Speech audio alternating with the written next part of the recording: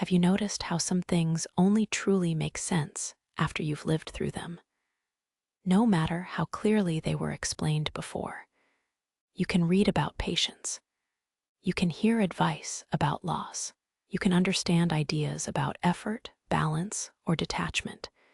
And yet, something remains untouched. Then life happens. A failure.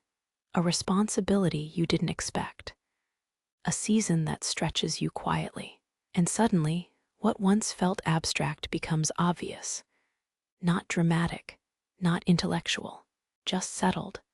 This is the difference between knowing about something and knowing it from within. Most of what shapes us does not arrive as instruction.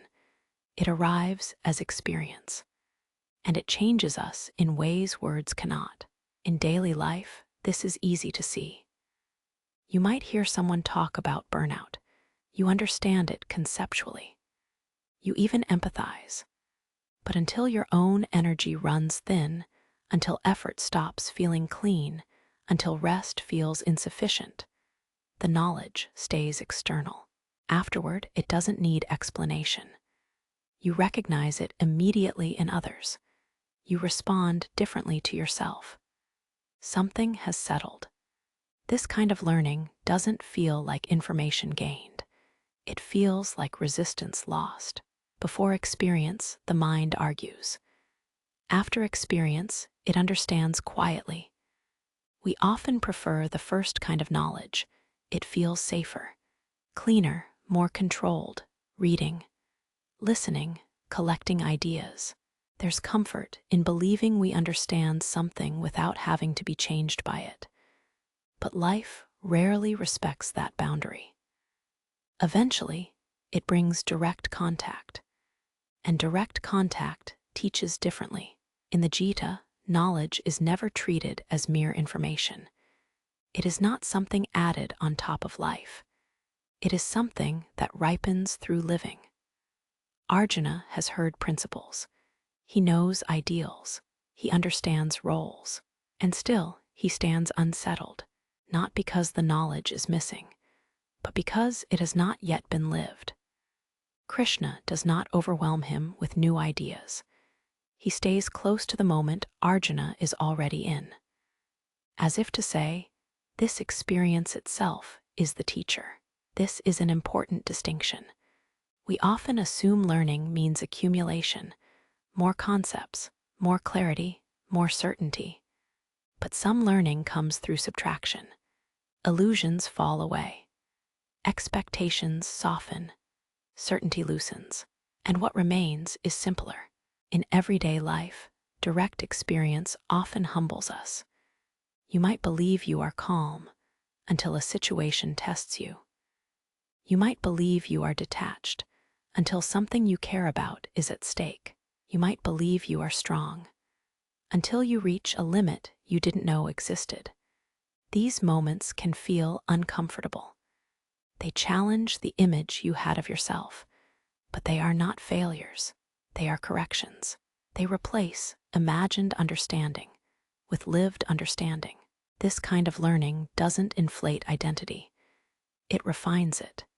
It teaches you where you actually stand, not where you thought you stood. Before experience, we often judge others easily. Why don't they let go? Why are they reacting this way? Why can't they move on? After experience, judgment softens.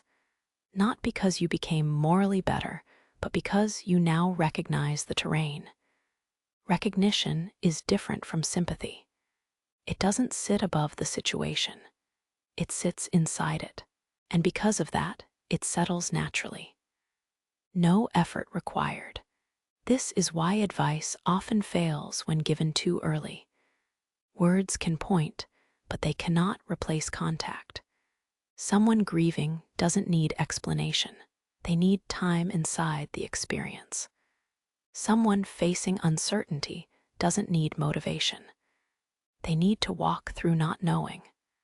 Someone learning restraint doesn't need theory. They need to feel the cost of reaction. Direct experience teaches without insisting. It doesn't argue. It doesn't persuade. It simply shows, and what it shows stays. In work, this is especially clear. You may be told that consistency matters, that shortcuts fail. That pressure distorts judgment. You understand this intellectually. But until you rush and see quality drop, until you cut corners and face consequences, until pressure makes you misjudge, the lesson remains optional. Afterward, it becomes embodied. You don't remind yourself. You know. The same is true in relationships. You can hear about boundaries. You can understand communication. But until you overextend, until you stay silent too long, until you lose yourself trying to maintain harmony, the knowledge stays theoretical. Experience brings clarity not as rules, but as recognition. And recognition does not need enforcement. It naturally guides future behavior. In the Gita, this is why transformation is gradual. There is no instant shift. Understanding deepens as Arjuna remains present with what is actually happening inside him. Confusion is not bypassed. Emotion is not dismissed. They are allowed to teach. This patience is important because many people try to skip experience. They want the lesson without the discomfort. They want wisdom without vulnerability. So they cling to ideas, but ideas that are not tested become rigid. They are defended rather than lived. Direct experience, by contrast, makes knowledge flexible. It adjusts with context. It responds rather than reacts. This is why people who have lived deeply often speak simply. They don't need to convince. They don't need to explain much. Their understanding is quiet. It has already been tested. In your own life, you may notice this. Things you once worried endlessly about now feel manageable. Not because life became easier, but because you've been there before. Experience creates perspective that reassurance cannot. And this perspective does something subtle.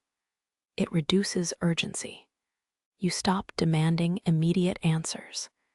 You stop panicking at uncertainty, not because you are detached, but because you trust the process of living. This trust doesn't come from optimism. It comes from memory. You've seen things change.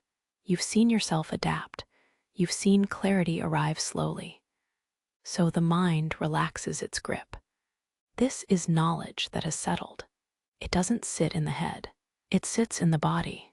It shows up in how you pause before reacting, in how you listen, in how you wait.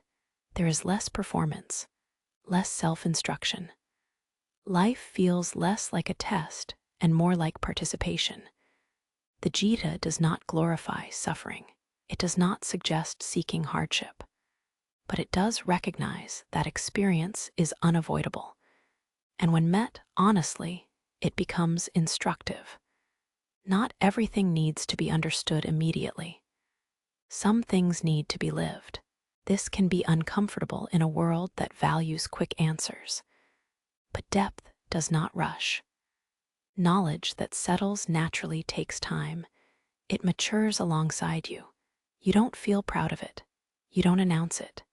It simply changes how you move, how you respond, how you remain steady when things don't go as planned. Perhaps this is why the most important learning often arrives quietly. After the event, after the emotion, after the struggle has already softened, you realize something has shifted, not dramatically, not all at once, just enough, and you act differently without trying to. That is the mark of learning through direct experience. Not that you know more, but that you no longer need to remind yourself. The understanding has already settled. And from there, life continues to teach. Not as a lesson to master, but as something to be lived again and again, until knowing and being are no longer separate.